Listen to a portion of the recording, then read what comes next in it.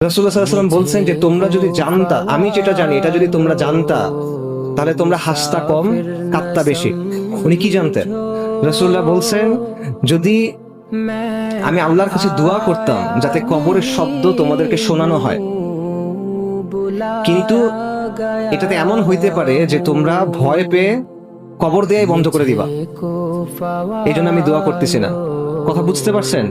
কবরের যে শব্দ, এটা যদি মানুষকে শোনানো হইতো, এটা এত ভয়ঙ্কর যে মানুষ হয়তো ভয়ে আর কাউকে কবরই দিবে না। নবী সাল্লাল্লাহু আলাইহি ওয়াসাল্লাম বলতেছেন, আপনি যখন প্রথম কবরে যাবেন, কবর আপনাকে চাপ দিবে, প্রত্যেকটা মানুষকে কবর চাপ দিবে। নবী সাল্লাল্লাহু আলাইহি ওয়াসাল্লাম বলছেন, কবরে একটা চাপ আছে, যদি কেউ এই চাপ থেকে মুক্তি পেত তাহলে সেটা তো সাদ ইবনে মুআজ রাদিয়াল্লাহু আনহু।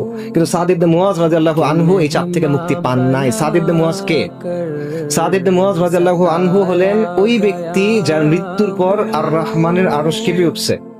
হাদিসে আসছে, সাদ ইবনে মুআজ রাদিয়াল্লাহু আনহুর জানাজার সময় আসমানের সবগুলো দরজা খুলে দেওয়া হয়েছে।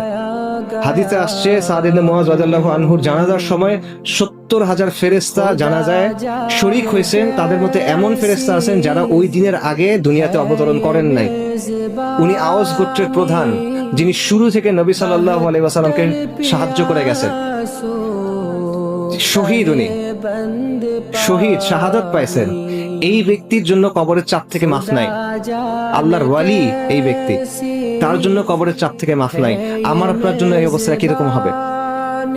কিন্তু এই জিনিসটা আমরা চিন্তা করি না।